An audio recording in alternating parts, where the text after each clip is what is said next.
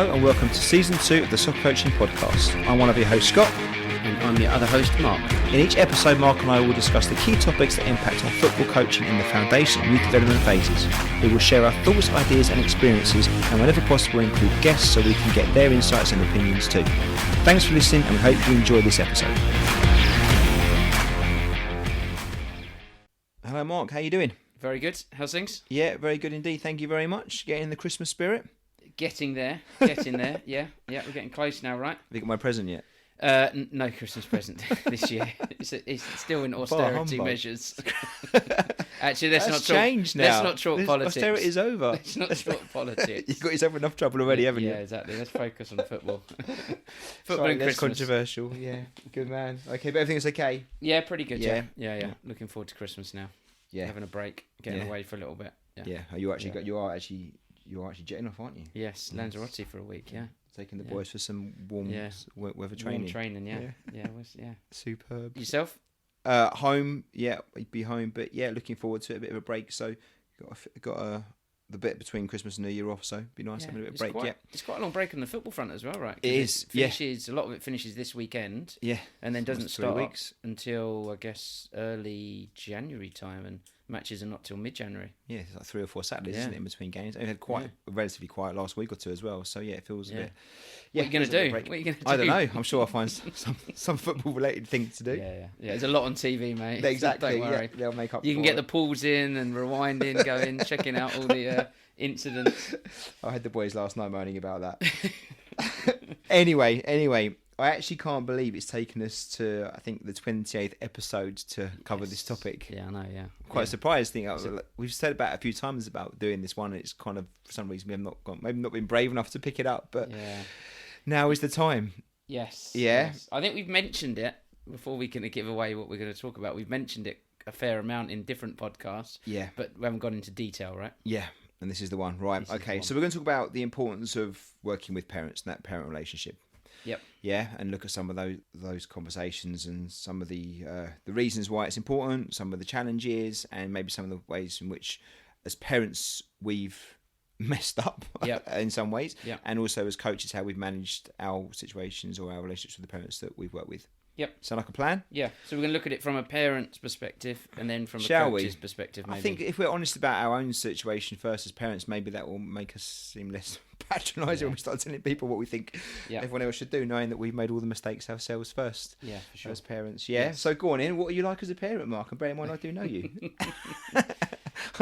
Or if I asked your kids what you're like, what would they say? Yeah. Look, it is difficult. I've got 2 sons, one on the under 11 team, one in your under 8 team, or our under 8 team, I should say. It's a challenge, right? I think it is a challenge, and certainly when you, I think every parent wants the best for their son or daughter. That is 100%. I don't think there's any doubts about that. But it's the way you go about that, and the way you go about encouraging them, or I guess getting the best out of them, or the best that they can be as a player, and the best that they can develop. So it is very hard, and I would say that I've probably made a lot of mistakes and still make a lot of mistakes now. I think I'm in a much better place than I would have been, or I was kind of a couple of years ago. But it definitely is. It definitely is a challenge. Okay, so go on then. So if you don't mind, and we've not spoken this before, so feel free not to answer this question, but would you be happy to share some of the mistakes you think you made? And I'll say categorically, I pretty much guarantee I would have made the same ones and probably worse and more. But just when you say mistakes, what would you class as a mistake? So I think probably I was focused maybe on the wrong things. So things like maybe I was a little bit too focused when my oldest son was very young, around scoring goals or that kind of thing. So and focus on the outcomes. On the outcomes, exactly. Yeah, more on the outcomes rather than the kind of process, or more around and less around kind of working hard. And I think that I've changed that view certainly in the last probably 3 years, and I think my youngest son has kind of benefited most from that. And all the words of encouragement I give. Now we have a chat around certain things, and like for my eldest son, we have kind of a areas of focus, 3 things that he works on every week, and we always talk about that before training, before matches. And I kind of just ask him what it means for him, and those areas are really around working very hard, More attitude, having the rather right than- attitude. Yeah, things that doesn't really matter how the session unfolds. You can still have a contribution to it. You're not relying on Exactly, like the coach doing a particular practice or you being in the right place at the right time. You can still Exactly. work hard regardless. Or Yeah, and it also some ways around the kind of psychological side of things as well. It's like if you make mistakes, it doesn't matter, right? Yeah. Just forget about it. Get you on should with make things. mistakes, right? You If should you're make not making mistakes. mistakes, you're probably not yeah. being challenged enough. 100%. You should make mistakes. Yeah. So it's more around those things, and I think my eldest son he has benefited, but as I said, probably my youngest has benefited the most because he's had that from when he started playing football all the way to where he is now. So that's, I would say that was probably my biggest kind of learning. But I think there's other things like with my youngest, I kind of took him to, he was at one of the kind of academies, and you remember we had discussions around this, and he was kind of reluctant to go. He's only 5. He didn't really want to go. He got invited to go. He didn't really want to go. I kind of pushed him into it because I thought it was the right thing for him to do. I think I probably would still encourage him to go along just for 1 or 2 sessions, see if he enjoyed it. But I kind of made him go, and there was times when he was upset, he didn't want to go, and I kind of pushed him into it a little bit. And I think it got to the point after one of the sessions where he clearly wasn't enjoying it. On the way home, I asked him kind of how did you think it went today, and he said, oh, it was all right. I said, did you enjoy it? And he said, not really. And I said, oh, why didn't you enjoy it? And he said, oh, I didn't feel brave on the pitch, Daddy. So it was that point where, and I'm not going to get a bit emotional, but it was that point where I thought, Christ, it's not the right thing for him. He's not ready for it. It's not the right thing for him to do. Yeah. So we kind of took him out of it, and we found him something that's worked for him. And I think he's probably developed really well, not just as a result of that. Obviously, primarily a lot of the coaching you do with him and the ethos that you put in place. But I think that I learned a lot from that. I guess that was kind of one of the things that one of the big kind of learnings as well. I think it's a good point, Mark, because it's hard, isn't it? You know your kids, obviously. We think you know your kids. Yeah. And you want to encourage them, and sometimes it is about making them do things they don't want to do. Yeah. And hope that they're going to come through the other side. But it doesn't always work out that way. And when it doesn't, at least you had the attitude to reflect on it and think, okay, it's not quite right now, and make the changes. I think there's other parents that maybe wouldn't. They just keep pushing and stuff. And it's hard, isn't it, when you're trying to get that balance between being a pushy parent, or just being one that encourages and creates a situation in which the players are challenged and kind of come through the other end. Yeah, it's not easy. Agree. Feels like I've been at confession already, actually. It'll be a long episode if we go down that route. Yeah. Go on. How about yourself then, from your side? Yeah. So definitely focus on the outcomes. Although I think we spoke about the whole kind of match tax and rewards thing before, didn't we? Yes. And I remember seeing that under 6s with the parents, and it never sat well with me. But it's so hard when you see all the other players getting rewarded for scoring goals, and you've not done it with your kid. And actually, it does work for the short term, very short term, but it comes at a much bigger cost for the long term. Yeah. But so I get it. So we made that mistake, giving £1 a goal or match tax every goal you score, which is absolutely ridiculous. But we did that with Lucas, with my older boy now, when he was under 6s. Definitely, I think the 2 biggest things that I have done and still do, mistakes wise, as a parent, is get too emotional about my kids' performance. Training or in matches, and then although I think I've got better, I've still got a long way to go in how I that's a good point. Feed that back to the players, my boys, when I do it, how I do it, what I say. I've got better. I get it right more, I think, now than I get it wrong, but I still get it wrong. Far too many times. Yeah. So this, again, you said at the beginning, we want what's the best for our kids, don't we? You know, so it's hard. It doesn't come from a bad place, but it's quite emotional. Footballing is quite emotive, and having that ability to take a deep breath and reflect before you say something, and understanding what you want to say and when's best to say it and how to say it, is so important. But I guess we'll come with some of that stuff in a while. And I think it also is similar to right at the end of a match when you're doing your kind of your team talk or you're reflecting on the game. A lot of the time, certainly for the under 8s, they've done well. So it makes those conversations quite easy, right? You can just highlight what's been done well. You can ask them the questions. I think it's in the situations where it doesn't go so well. you're there, parents around you the last kind of couple of minutes, you want to take a bit of time to reflect on it. And it's similar with when you're talking to your own sons after the game. You're in the car on the way back. Probably the best thing is just to let them talk and maybe not kind of get into them straight away. Take some time to reflect on it, and then have a kind of probably a better conversation a couple of hours later. I think that's one of the tips that I've read about, saying, what's the right time to talk to your child after a football training session or match, and it says that when they bring the conversation up, which I kind of think that's probably a good bit of advice.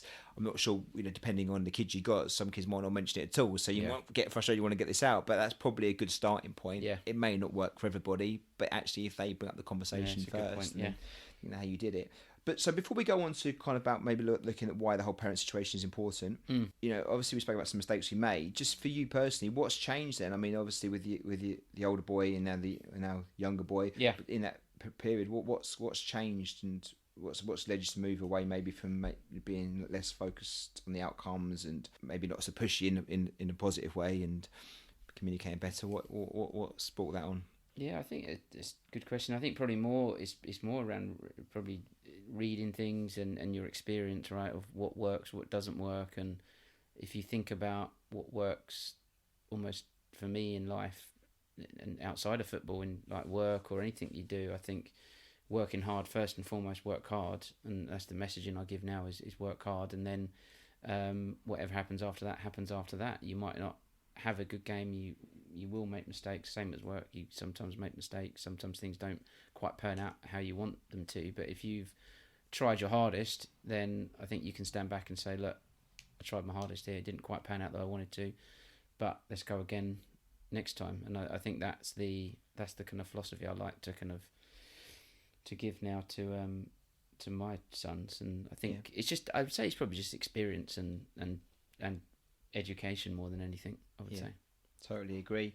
How about yourself? Is that something similar? Yeah, 100%. I think there's no doubt about it that if we hadn't got into the coaching side and wanted to learn and become a better coach, which I think is helped me become a better parent. Certainly not perfect, a long way to go, but certainly better than I was. If I hadn't done that, then there'd have been a high risk of me probably being a negative parent in the sense of having a kid in the team and being the dad on the sideline, maybe doing some of the things that as a coach you really don't want that parent doing. And again, we're coaches and we're parents, and we've obviously, you got one of your boys in my team, I've got a boy in another team, so we fit in all three areas really. And I know I'm certainly not perfect in any of the three, but I think I'm better than I was in all three because of education was the main thing. Reading some books, talking to some people, trying to learn a bit about how child education works, what coaching is about, how kids think, ways in which you can approach stuff. I think it's really important. And experience, you're dead right. They're the two big ones, aren't they? Which is probably why our second kids have had a slightly better journey, a footballing journey at least, if not even a parenting one, because of the fact that we've learned a bit over the last 5-6 years and be able to kind of work on the mistakes we've made and learn a bit more on the way as well. Yeah, definitely. And I think you make a good point there about the kind of books you read and the podcast you can listen to, or however you go about to kind of develop yourself from a coaching standpoint. I think it's not just about reading football books and listening to football podcasts, although there are some great football podcasts out there like this one. But you do that every week. Yeah, I know. I know. Things like Mindset. That's a great book, and some of the other books that we put on the website before, the great worth reading, because you can learn, you get a bit more insight in how kids think and develop and that side of things. One other quick point as well, I think that you also learn by seeing not great behaviour from other parents. You think, wow, I wouldn't like to be like that, or if I have been like that, then I'm going to change. And I think that's one of the things from being a coach you get firsthand. You see that experience, don't you? I think there's no better way to correct your own attitude to see someone else like basically mirroring you in a bad way, isn't it? You kind of think, I don't want to be that person. Especially when you're coaching. I think when you see coaches that I know it's not about coaching, but when you see the shouty coaches and the instruction coaches and that, you kind of think, or the really kind of harsh, and you just think, oh, I'm not saying I don't do some of this stuff, but you see that, you think, I don't want to do it. I want to do less of it. I'm going to try and get better at not doing that, because I don't want to be that person. Yeah. So you're right. That's the experience can be your own experience, plus obviously other people's experience. Point about the books and coaching, I think, is a good one too. And I think what's interesting, if you look at the more recent books, maybe the last couple of years or so, even the footballing ones, they tend to be a bit more about that other side of coaching as well, more of the psychological, social side. And maybe you might have seen 5-10 years ago, but it's much more technical, tactical books. Definitely. And if you wanted to find something around the psychological and social side, you'd have to go and find a separate book almost. Yeah. But now I think you look at more of the books, they kind of have that, they recognise that, and it's becoming more entwined in the coaching technical side as well, which is a positive thing, I think. Yeah, 100%. I think the FA have recognised that as well, haven't they? Yeah. Like the way they've changed like the level 2. The old level 2 was very structured around different footballing attributes and things like that, but now it's a bit more project based, and the environment you set and how you are as a coach. Definitely. All right, so that's us then. Yes. Apologies for that. I think we've probably been quite polite in what we said about ourselves, but yeah. Relatively honest. Okay, so why are parents important then? Because I don't say this kind of nonchalantly. I genuinely mean the question, because I don't know that necessarily everyone thinks that they are important, or maybe they have different way, or because their perception of the parents' role that drives then how they communicate or don't communicate, and what they do and don't do with the parents. So for you, how important is the parent role in the coaching framework? It's huge in my view. It's one of the key kind of elements, I guess, in the coaching environment you set. If you think about it, I guess if you take our under 8s, we have them hour and a half on a Saturday, hour on a Wednesday, maybe an hour and a half on a Sunday. So you're kind of talking 4 hours a week max. And then outside of that, they're obviously with their parents. So that's they're getting influenced by their parents, and the messaging from their parents is critical. And unless you get, I think as a coach, you get the messaging right to the parents, then there's a danger that could be it could be counterproductive in terms of what they're saying to their son. So I think the whole parent influence and part of the coaching environment is huge, really, really big. Yeah, you can't ignore it, can you? I think there's I've seen the image of the triangle. So you've got, if you picture a triangle, the bottom 2 corners, you've got the club one side, the coach the other side, then you've got the parent at the top, and in the middle you've got the athlete, or the player. Yeah. And I think that's it, isn't it? It's a pyramid, isn't it? Yeah. So the coach's role is very influential. The club role has got an impact there in some way, shape or form, and certainly the parent has too. So the 3 things together make the triangle, and the player sits in the middle of that. Yeah. And I guess if the more those things were lined up, hopefully that middle space for the player is going to be, whatever the message might be, whether we agree with the message or not personally, if it's the same message and the same approach, then it's good. It's surely got to be a better environment for the player. Yeah. Than people on different messages. So, and I noticed at academies, I've noticed that it's a bit different in the sense that they seem to be much more arm's length, and it's probably because the badge speaks a bit bigger. So speaking to parents that have got their children at the bigger academies, so if they're at the Arsenal's, Chelsea's, QPR's, Watford's, where we are around North London way, it seems to be that quite consistent in the fact that the academies don't really get too involved with the parents. There's not a lot of communication, and they have a different approach to it. It's more standoffish. And I'm not judging it. I'm sure maybe it works well for them. Yeah. I think part of that is because of the fact they've got the badge. Therefore, there's probably the trust element there that actually, you know what, I don't need to get as involved because I can trust the coaches because they're at this relatively big category 1, potentially category 2 kind of academy. So I can trust the system and I can kind of leave them alone to it. Yeah. And actually, I don't want to rock the boat anyway because it's probably the supply and demand equation is probably more favouring the club than it is the parents and the player, which is totally fine. So I think that's different. For us, maybe working in the grassroots space or the recreational space, where we're often volunteer parents, mums and dads that have stepped up just to help out and maybe done a badge or 2 and read a book or 2 or a podcast or 2 and things like that. You think, okay, stuff, but for the parents, that might not be enough to give the trust completely over. Yeah. Therefore, they feel like they need to help, in inverted commas. Yeah. And obviously, there's a practical element of helping with transport, getting the child to and from venues, kit, paying the fees, that practical, we definitely need parents to do because we can't, as coaches, if you're doing that as well for the kids, you are in trouble.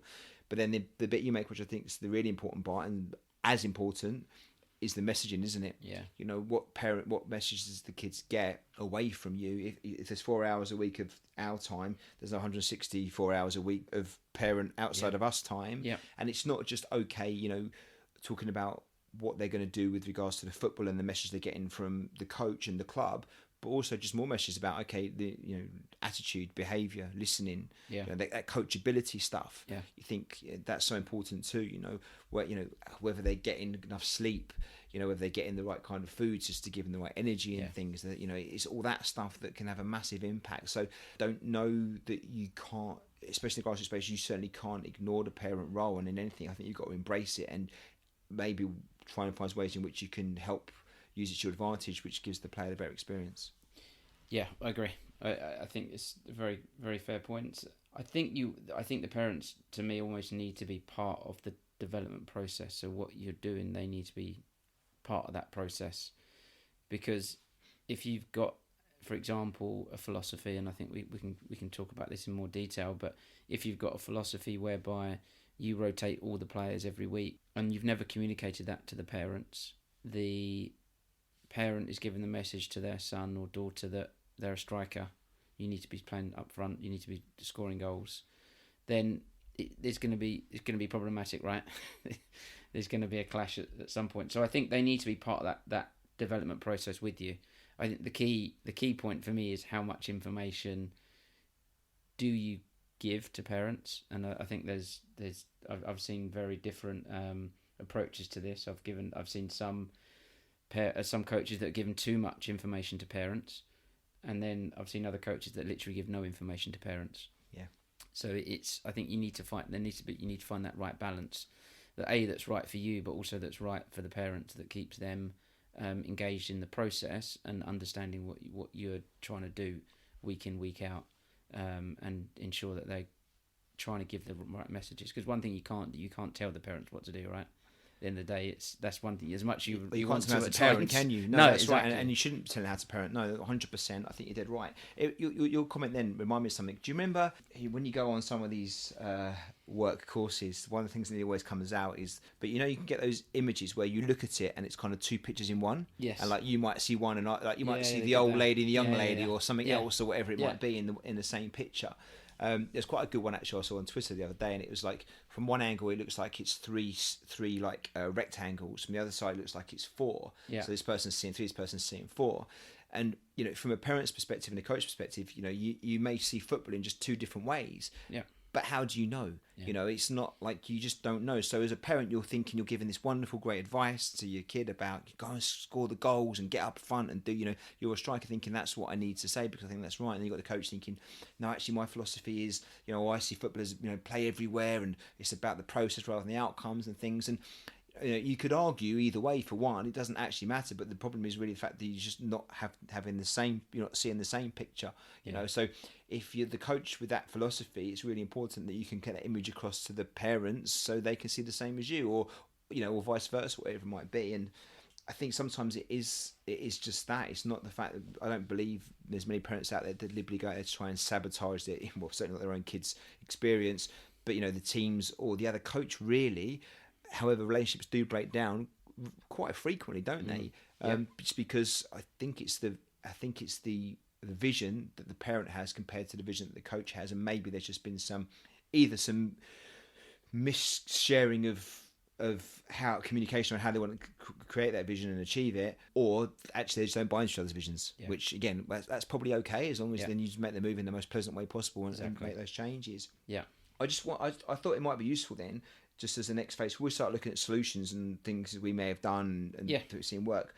What is it that parents do, both good and bad? So, what experience have you had, either or heard about that parents do good stuff, and what things have you heard about or experienced that things that kind of we try and want to avoid if we could? Yeah, it's a good question. So I think some of the things avoiding is for example shouting instructions during matches, be tactical, positional things. Shouting, shoot, pass, kind of making their son or daughter's mind up for them before they've even done it. But it kind of goes against perhaps what the coaches want to try and get out. So perhaps there's a specific reason a player is playing a position or doing something in a certain position is something you've been working on in training, but then you got the parent telling them to do something else. I think that's one of the, for me, I saw that a reasonable amount, and I had to kind of address it. But that's one of the big things for me. And again, I mean, that's a great example. It comes from a place wanting to help, doesn't it? It's emotional. You're on the touchline. The parents aren't trying to be pain in the bums. They're just, they think they're helping and they can't help themselves. That's mums and dads, isn't it? There's grandparents. It's just because people care. Yeah. And so the challenge there, I reckon. Well, let's come back to solutions a bit later. It's a good one. So instructions. Part of that I always think, Mark, is body language. Yeah. And how you deliver it. It can be good and bad body language, but it's often bad body language. How many times do you see the kids looking back to their parents when something's gone right or wrong, and it's the body language, and it's it's the folded arms, it's the arms in the air, and these things relate to coaches too. I get that, but we're talking about parents specifically now. So the touch, the turn, the back, the arms in the air, it's talking about, actually, you make a good point, actually, in regards to looking at the parents, the player looking at the parents after they've done something, good or bad, anything. You do see quite a lot of players doing that. They look round at their parents, even in training. They just look round at their, and I'm doing the look round as we're talking, but they do that little look round at their parents, don't they, all the time? It's like they're trying to get their parents' approval, and for me, that's a key indicator. It's a red flag, isn't it? Yeah, a red flag that the parents are too involved in the process, too involved. It's like let them play. They shouldn't be looking for you to approve or not approve of something that's happened on the pitch. Look at themselves first, the teammates, and even the coach. I would say before they look about. Honestly, I think it's a good, and it's a good point. And I don't know if you want to look at the coach. It's just like you've done really. Something on the pitch. I've made a mistake. I don't need to look at my parent or look at my coach, right? To acknowledge it. It's just we should be able to see their reaction. Exactly. If that's absolutely fine, but then they get on and deal with it. Yeah. Right? Like it is. That's one of the worst things for me, because there's a lot going on behind the scenes. It's a bit of a signal, isn't it? Yeah.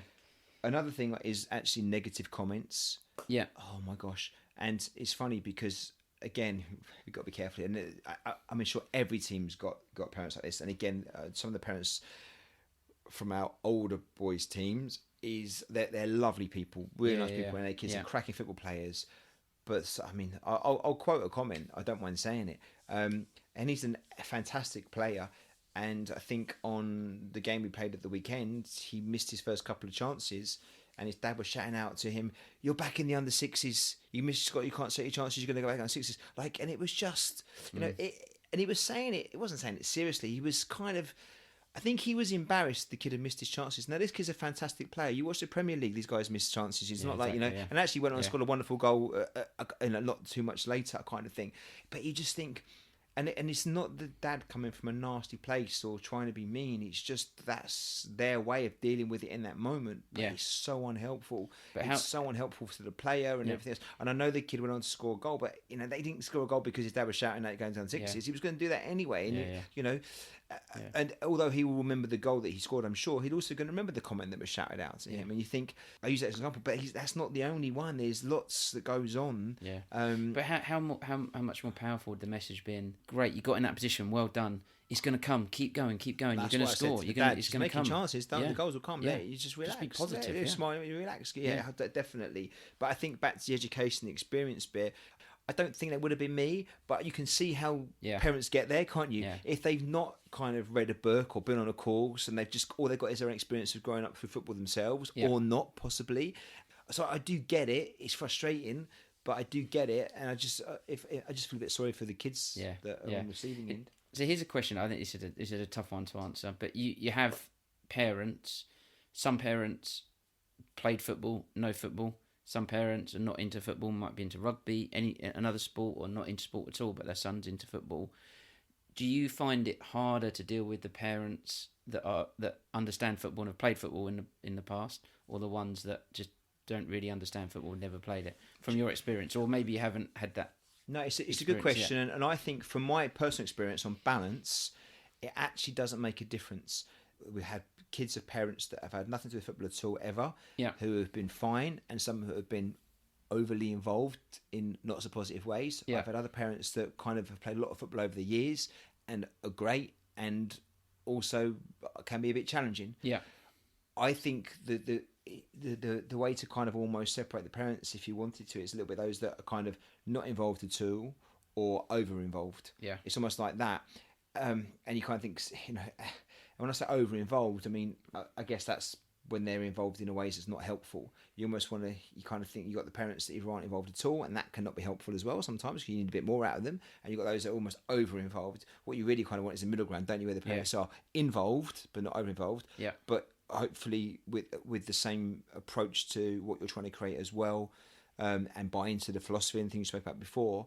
I'm not sure whether the football things I've noticed makes a massive difference. It's more about their desire to be involved that makes a difference, and then you know, how I manage that. What's your thoughts? I think it's fair. I've seen both as well. I agree. I would probably say parents that maybe don't understand football, haven't been involved in it. I think maybe they're the ones that have been a little bit harder to deal with from my experience. But I agree. I think I generally have seen across the board. You've either got to try and help, and I don't patronise it, but you've got to try and help parents to educate them that don't know football about football, or you've got to try and sometimes educate parents that think they know about football about actually football might be a bit different now, and this approach is different, and it's it's all about mindset again. But it swings and roundabouts in that one, isn't it? Yeah, it is. Yeah, definitely. So, too many instructions, body language, negative comments. Yeah.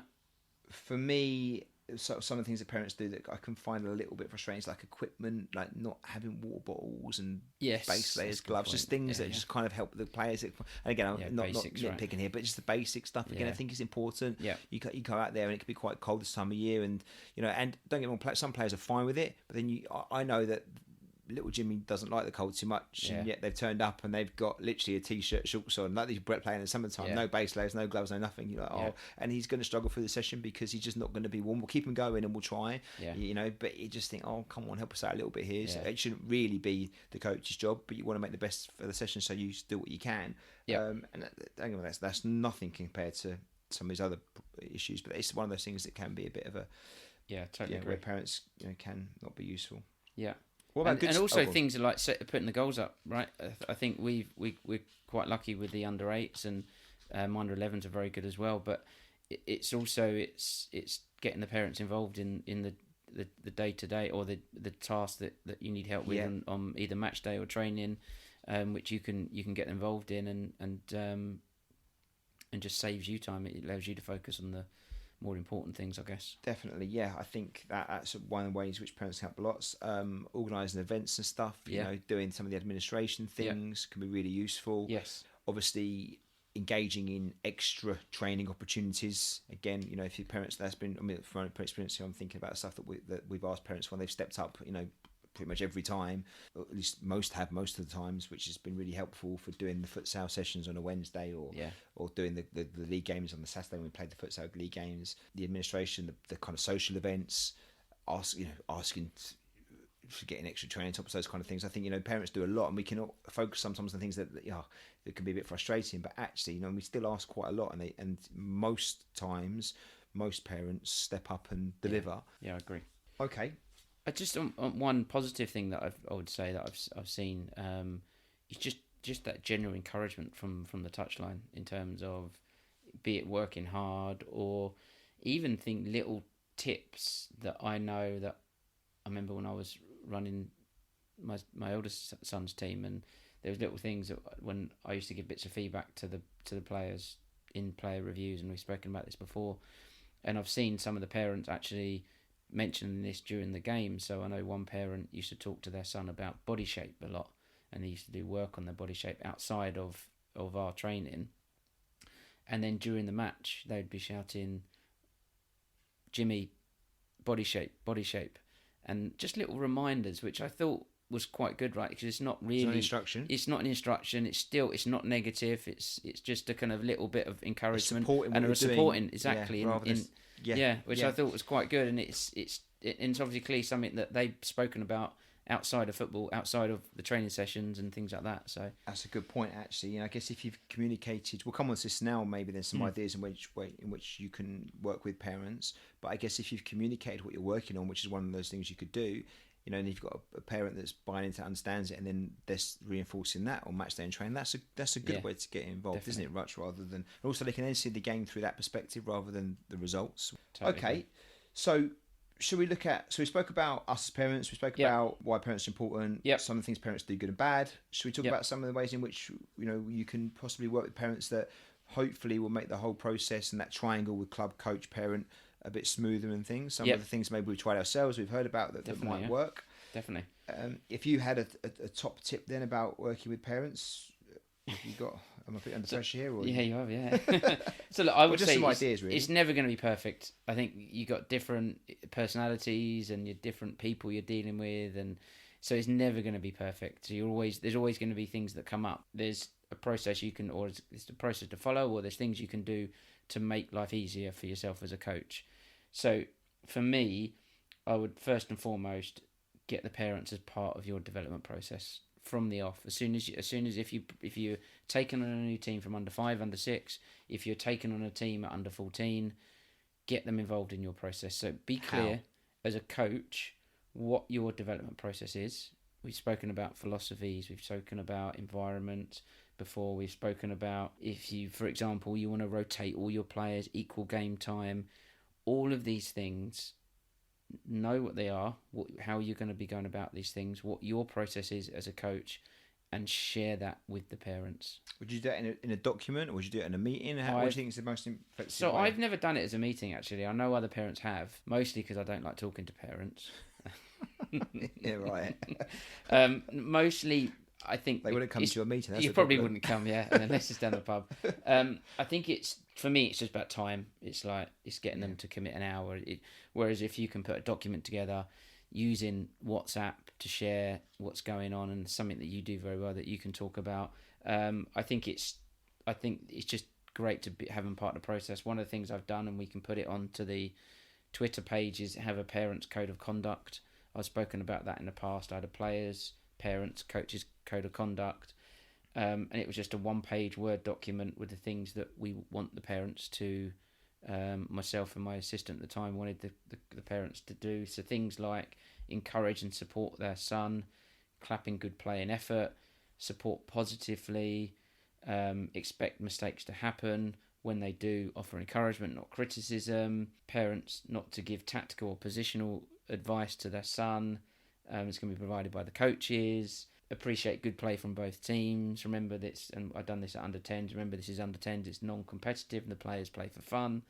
And just remember the FA's respect process and those kind of things. And as I said, we can put it on Twitter, but whether they read it or not, I don't know. But it's something that you just get out there, right? And it's just you've got that document out there. It's a reference tool to go back to if you need to go somewhere like a safe blanket, isn't it? Yeah.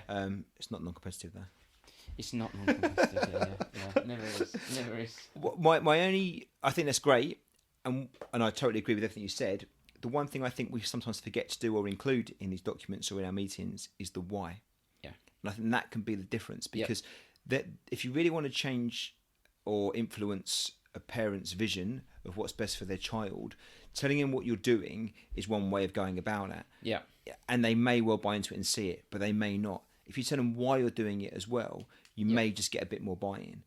Because even the subjects of rotation now for us, I mean, we've proven, I believe we've proven over the last couple of years why it's important and how it works and the benefits to the players.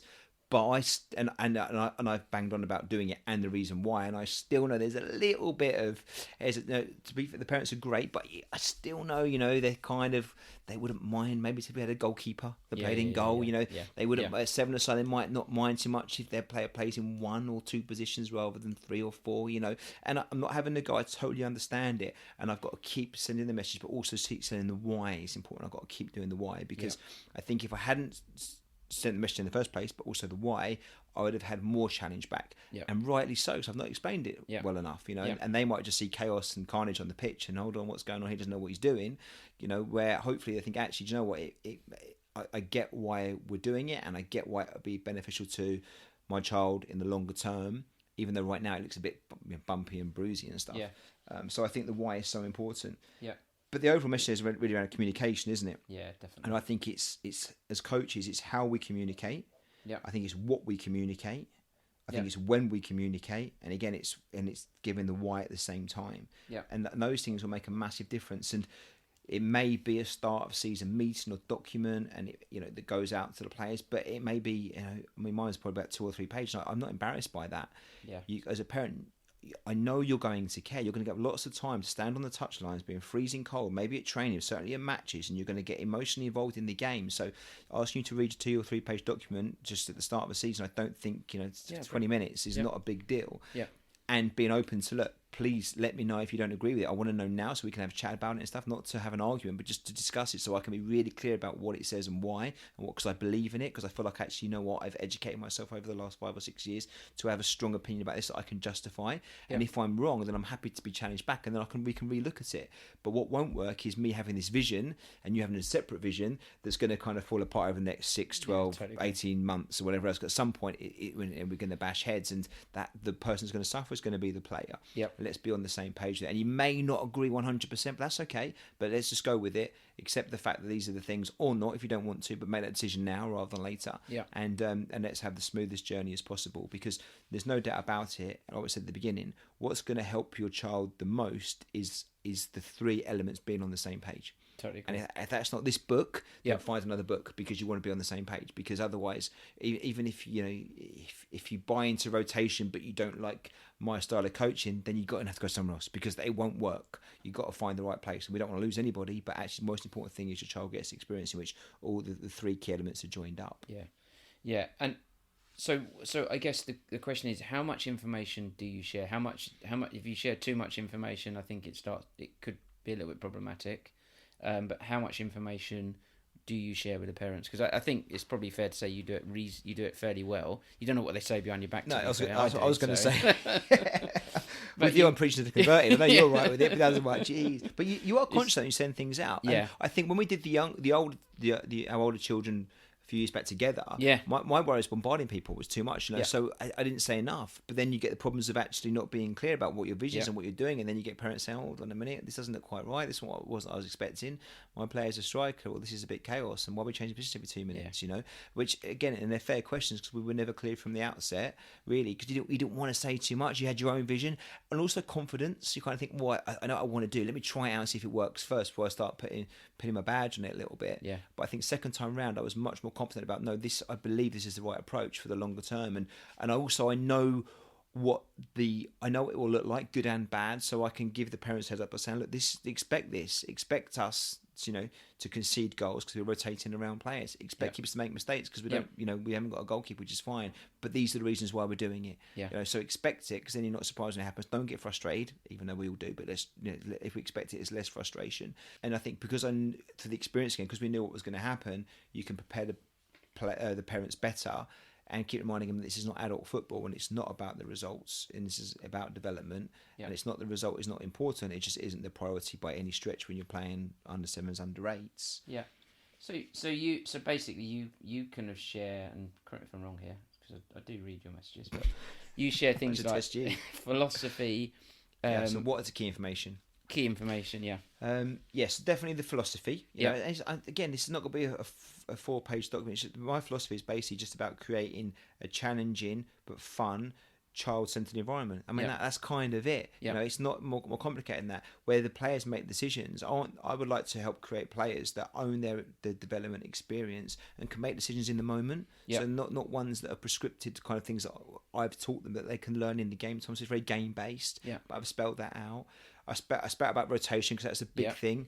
Equal playing time I spoke about because that's a big thing.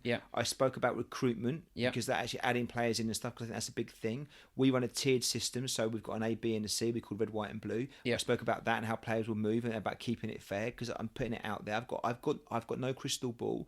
So how players are playing in September, I've got no idea across all 3 teams how they're going to be playing throughout the season, throughout the whole season, and then reflecting together in March and April time, to make change. So I don't know. So we tell the parents it's transparent and clear what the process is. We review the whole season together as a collective, and then if there's player movement, the players will play in the position in the teams that we think are most appropriate for them at that moment in time. Accept that, because if you're going to moan about your player going from the A to the B or B to the C, then you're in the wrong club. We won't make that decision lightly, but we'll only do it in the player's best interest. But that is part of being part of this team. And actually, the coaching is so good in all 3 teams, I believe, and the message is the same across all 3 teams. The experience is pretty much the same across all 3 teams, that you shouldn't have a problem with it anyway.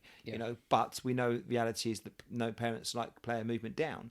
But likewise, players can move up as well, and that's it. And ultimately, if you're on the same message as the coaches and you're doing all the stuff you can do outside, it's unlikely your player would move down, but not impossible, you know. Yeah. And actually, if it's the right decision for them, it's the right decision for them. But Yeah. so that's a key one.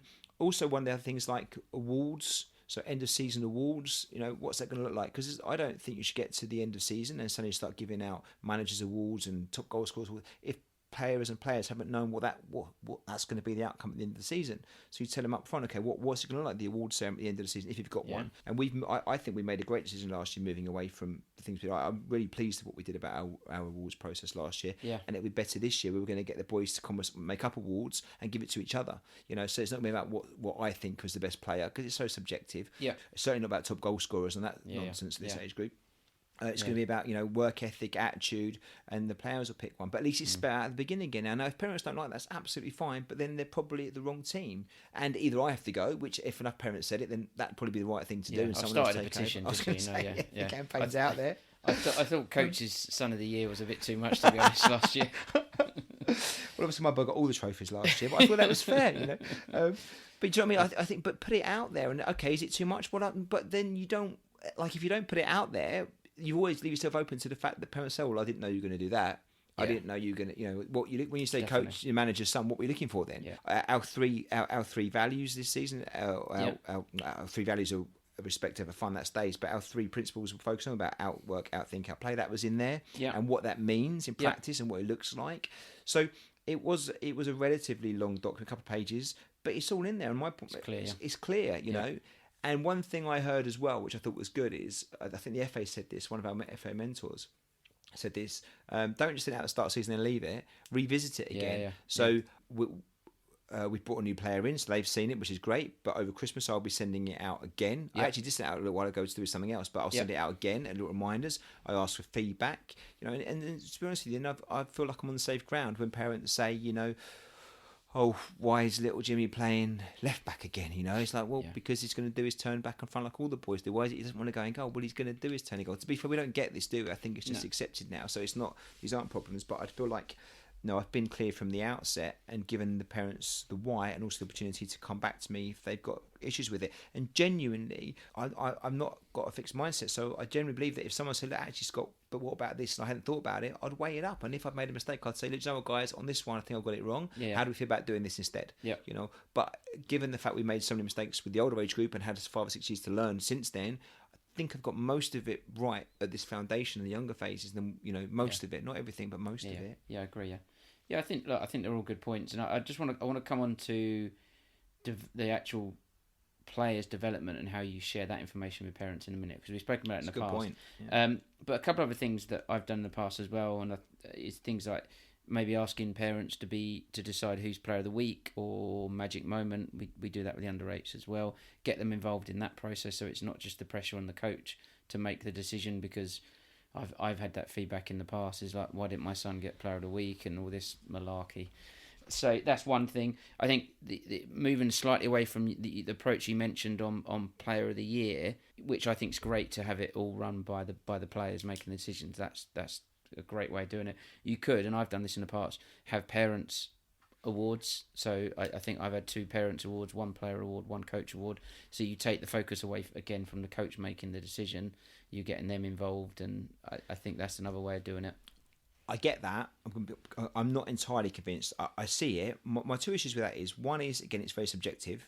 Yeah. And you are relying on your parents working together, which I'm sure in most groups is fine, but I don't know if everyone's got that situation. But again, well, I just think actually, you know, what I like about what we did last year, it was a bit of a try, and we'll do bigger this year with all the boys, is it puts it back on them again. And it's their club and it's their team. Well, it's their team, not the club, it's their team. You know, and I think the parents' idea is much better than maybe just doing, you know, manager picking all the awards. Or certainly doing like top goal scorer or whatever else. But I think it's an opportunity to go a bit further and say, you know, what is your team, boys? You pick the players. You pick a reason and pick a player, and you give, and we'll give them a trophy. But then you need the club to be flexible in regards to the trophies and what they say and things. I know there's a strong case for not even doing trophies, which is a different conversation. But if you're going to do it, I think do it in a way in which it doesn't alienate anybody, doesn't annoy anybody. Your point about player of the week and man of the match, and that relates to trophies as well, is a really good one, because I haven't got this right at all. It's probably one of my biggest areas I need to develop, and probably one of my things certainly for after Christmas to keep focusing on, is trying to get this right. because at best when you're watching a game, what do you see? Maybe 30% of the game, maybe 40% of the game, because you miss so much, don't you? So much what's going on. So to pick it, and you can guarantee the parents are seeing a different 34% than you're seeing. Some of it's crossover, but they're not seeing the same thing. So unless there's a real standout magic moment or a couple of standout performances, it can be quite subjective around those things. And also you might be thinking, well, I know little Jimmy hasn't won it for a couple of weeks, so he hasn't been the best today, but he's been better than he has been, so it's relative. So in your head there's much more things going on to make a decision, but parents necessarily aren't seeing that because they're not in your head, which is fair enough again. So again, that could be a minefield in which if you don't in your start of season document you spell out, look, just so you know, the magic moment or player of the week trophy I'll be awarded, but it won't necessarily always be about just who's been the most dominant player in that game. It might be for other reasons as well. So cut me some slack here. I'm going to keep it fair. However, you're going to have to earn it still, but it may not. You may think, it's a bit harsh that my boy didn't get it today because he's been outstanding. And okay, I know the kid that got it did well, but it wasn't as good as mine. But it's like, well, maybe he's not won it for 3 weeks. He's been the best game for a while. Maybe he's been a bit poorly. There might be other things going on at home that other parents rightly don't know about, but as a coach you know about, and you just got to. But again, letting parents know that that's part of the approach, then hopefully it might just eliminate some of the issues you may face and challenges back. Yeah, I agree. I think just the kind of final point on that is the communication that we've spoken about, the codes of conduct, sharing your philosophies and some of the expectations at the beginning of the season, and then flowing that through all season. I think unless you as a coach live and breathe that, then you won't get the buy-in from the parents. I think if you communicate it and you live and breathe it, you're setting yourself on a good platform.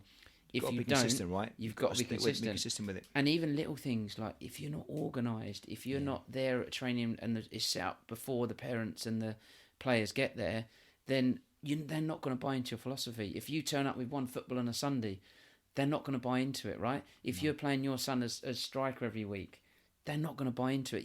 It doesn't matter what you actually send out and what you communicate. You must live and breathe your philosophies, what you're communicating. That's the critical point. Yeah, because it's trust, isn't it? Again, and I think parents, this is their most valuable thing they've got, and they're kind of trusting you with it. Yeah. And okay, it's not necessarily a safety thing. I think most parents wouldn't put the kid in the environment they didn't feel the kid was going to be safe there, physically safe. But actually, that time and that journey is so precious because they can't get that back elsewhere. Once those 4 hours a week, they've gone each week, so they're trusting you with that. So I get it, and you're right. You've got to lead by example, and if you're going to put it down, you've got to live and breathe it, or don't put it down. Be realistic with yourself. Don't write down things you want. It'd be nice to do, but you're not going to do it. You've got to stick to it, definitely, and do your things. One thing I did see, which I quite liked, and I think this is a good one as well, is agreeing with parents about when they can interact with you as the coach. I think this is quite good without being too... What, like Monday 3 o'clock to 4 o'clock? Yeah, when they work. Not too prescriptive. But you might say, look, I'll tell you what, please, maybe it's best not to come to me straight after the game. Yeah. Because actually, you know what, if you got them about something, let's just calm down. I may have the same thing too. Maybe we have a 24-hour rule kind of thing. Yeah. Now, hopefully you haven't got the environment anyway, but it's not a bad rule to have in place, just as from the get-go. Yeah. I'm sure we'll all be fine, everybody, but just as a kind of a red line, if you like, any thoughts, feedback, I'm happy to take, but at least 24 hours after we finish the match training session, that'd be great. If you want to have a chat about things, maybe just give me a call so we can agree a convenient time in which I can make sure I'm in a safe space that I can have a chat, because how many times, and I've been there, I am probably the world's worst at this. Reacts in the moment. So for me, if someone says the wrong thing at the wrong time to me, it does catch me off guard, and I don't want to be an unpleasant person, but I can be in the wrong moments because I've not got myself in the space where I've got my head clear and I feel like I'm in the right environment for it, and that ends up causing more problems than you would have solved by just having a conversation at a later stage. And I quite like that one about just. It's a really good one. I think the other thing, you're just kind of thinking about these things as we go, but the other one to think about is if you have a parent coming to talk to you about their son, and they start talking about other boys or girls in your team. For me, that's a no-no, right? If you want to come talk to me, I'll talk to you about my son, your son. I'll talk to you. I'm happy to talk to you about my son if you want me to. I'm happy to talk to you about my philosophy for the team and things like that. But I'm not happy to talk to you about another boy or girl in my team. That's can't it. Happen, can it? It can't happen. And I think that's a red flag from the parents' point of view as well. And now again, and I've seen it. I've had parents come to me telling me about this boy shouldn't be in the team, or this boy's not working hard enough, and I've literally had to shut them down straight away. It's another one for your key information document to start off at the beginning, because that's, you've got to put it in there and say, I won't discuss other players' kids. I'm talking about my own kid, I'll talk about your kid, but I won't. Actually, you didn't talk about your own kid, really, to be honest with you, because you shouldn't need to. But I'll talk about your child, but nothing else, because there's things I might not be able to say and discuss. It's just not right to do so. So it's not fair, right? But spread out from the outset and put it there. And if the conversation comes up, you're in perfect time to kill the conversation dead or put it back on track with this. Just saying that ain't going to happen. Yeah, agree. Yeah, it's a good one, Mark. That very good. Just coming back to progression. So I think at the beginning of the discussion, we spoke about academies, and generally you don't get any feedback from academies, right? So I was talking to a parent recently, and I think their son was at an academy for 2 years, didn't hear anything, got nothing, just got an invitation to come back. And then one day they just got an email saying they're not going to be invited back. So they never got any information on development and things like that. So I don't even know why. Which is amazing. I think there was a generic email that goes out about something ball mastery or something like that. It never felt like it was specific to the child's development and helping them. So that which is, for me, is one of the big things about academies. I've got other issues with it, but that's one of the big things. But from a coaching standpoint, how do you talk to parents or communicate to parents about their son or daughter's progression over the season? And this is not like game to game. We've got to kind of talk about either half a season block, or do you know what I mean? Because things can change. It's a really good point, especially when you work in a tiered system, when you've got teams where players can move around, right? Yeah. I think it's a great point, and I think we've moved in this a little bit. So we would do our player reviews, and we've created some nice ones. I really like the documents. Yeah, very pretty, right? They look great, but I've moved away from them a little bit. Yeah. You think scoring kids and rankings in certain areas, is a bit risky. My general approach is this: we have the team at the start of the season. We have the team. We've got the things we're going to work on. I know what the players' strengths and weaknesses are, areas to develop and stuff. I get a rough idea, whether that's physical, technical, psychological, social, whatever it might be, game understanding, but I kind of got a rough feel about it. Yeah. So I know we can work on these things. So between September and Christmas, 3 months we're working on those. And then what I intend to do is at Christmas is get a note to parents saying, just a general thing saying, I'm happy to have a chat with you if you want to chat to me. Yeah. The reason I'm not going to do anything more official than that or give some direct feedback without them asking for it is I don't want to put any undue pressure on any of the players. But if parents want to know what my thoughts are, I'm happy to be honest and share what my thoughts are. They're player only.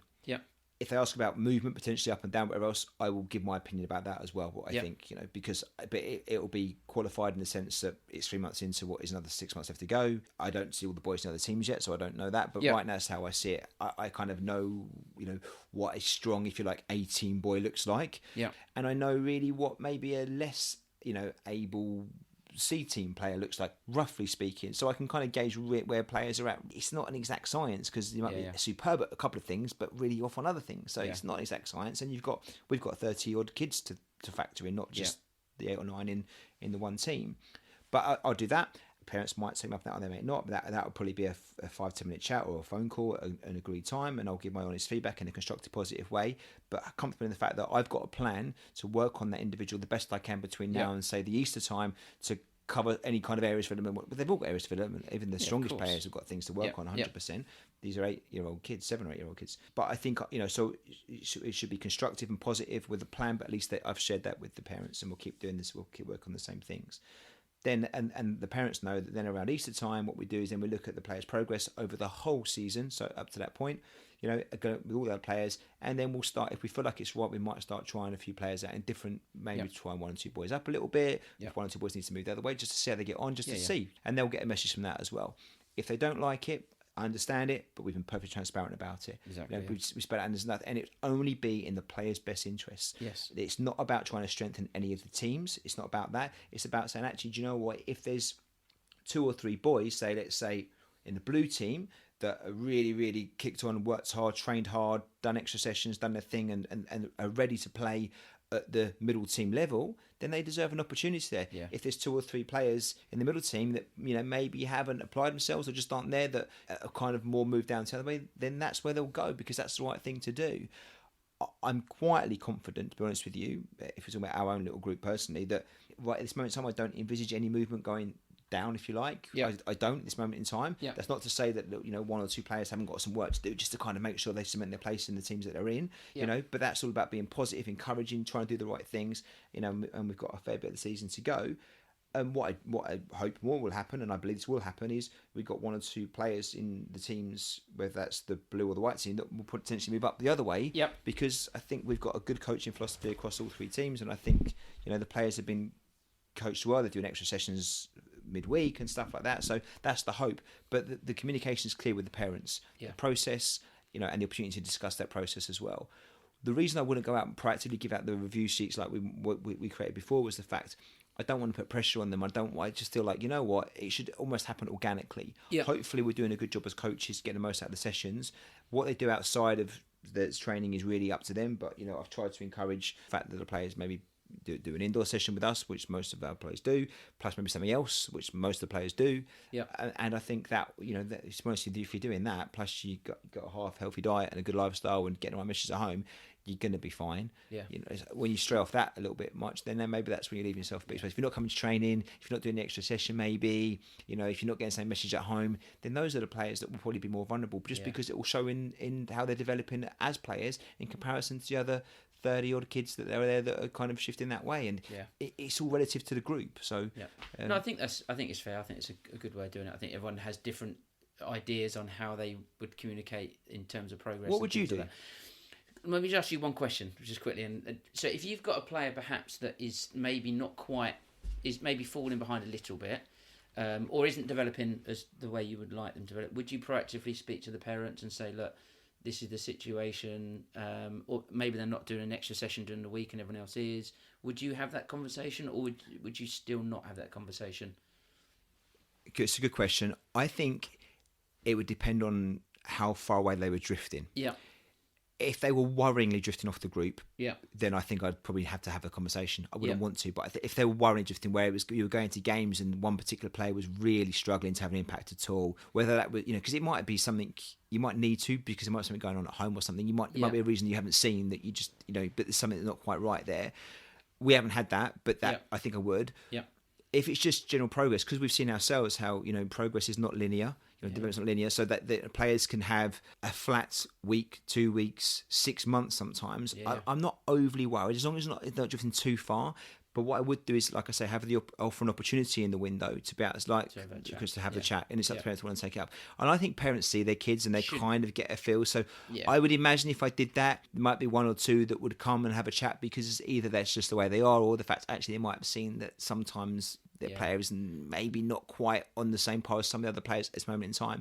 And my job there is to try and reassure them a little bit, but also say the message that I'm going to be working with the players on, and hopefully there's some of that stuff outside, back there, but in a positive way, because this is grassroots under-8s football. So I don't want it. It shouldn't be pressure. But if people care enough to want to know, then I'm happy to share that information in a supportive way. But it shouldn't be pressure. The worst case scenario in inverted commas is if little Jimmy's struggling in the team that they're in, they go to the next team down at a different level where they get on the ball more and play more football and everything else, in a great environment still that's very similar to what they're doing here. That is not a bad place to be. And if that's the worst case, it's not a bad case. It's just the way it is. So, and if you can't live with that, I think again, this is the point about, well, don't be in a club with a tiered system, but you sign up for it, but then do the things outside of training, and I don't see it happening anyway. I think if you're that far behind, it's probably an overhang from the previous season that you haven't had that discussion, or they were in the wrong team to start with, right? If they're that far behind, I think players, as you said, they progress at different speeds, and some players you see this remarkable improvement in a couple of months. Some players just plateau for a couple of months and then go. So I think if they're falling that far behind, then I think that's more of it's something that hasn't been addressed in the past. Yeah, totally agree. That's an important part. I know we're talking about parents here, and we're going to finish in a second. One of the mistakes I think that coaches that work in clubs that have more than one team in an age group is that selection of the groups. Yes. And I think it's so important to get it right. Now, I know there's actually more teams than I realise actually don't have like A, B, and C. They just have like teams, don't they? And there's like mixed. They can be equally strong. We did the tier system. You really want to make sure that the players that are going in the team collectively kind of close together in ability wise. Yep. And if you're not sure and you've got a tiered system, then keep the one you're not sure about down in the team, the team down for now, and see how they get on, because it's much better that they're there and excelling than it is in you and struggling as an individual. Because you can always move them up. That's easy, much easier than moving players down. So you avoid a lot of the headaches. You haven't got to do the downward movement, even though I'm not saying it's not necessarily right at the right times. But don't worry about your numbers adding up equally. Like if you've got 24 players, don't have 8, 8 and 8 necessarily. If you need to have 10, 9 and 5, then so be it, because you're better off running like that until you know for sure what's right than just trying to make the numbers work, because the numbers won't fix any problem at all. The numbers don't. You're just creating a problem. You're creating a problem for yourself. That's it. I think it's so important, and that's one of the headache. One of the little kind of areas you can probably try and swerve if you just don't obsess with the numbers. Just to look at the players' ability as a collective and keep the strongest, the strivers and the strugglers close together, so there's not much of a difference. Agree with that. We cover loads, mate. We've gone over an hour again. We always do this, don't we? So, look, hopefully there was a bit around working with parents, both as a parent, and what they can bring, but also some of the ideas in which you can manage it. But clear communication. Have an open door policy. Don't discuss other kids, and just keep them as they're part of that triangle, right? And the more you can get them on message and on song with you, then hopefully the better experience it's going to be. But you won't please all the people all the time. So you're always going to have issues that you got to deal with, right? But I think the things we've spoken about can certainly alleviate some of them, but you're always going to have. If you set your stall out and you put it down in writing, then you got your safety blanket to kind of fall back on, right? And practice what you preach. Be consistent, right? Cool. Thank you very much. Thank you. All right. Well, we'll try and get one more in before Christmas, hopefully. Yes, or the end of the year. Or if not, we'll speak at some point between Christmas and New Year or something. Yeah. Perfect, all right. Thanks, Mark. Cheers. Bye.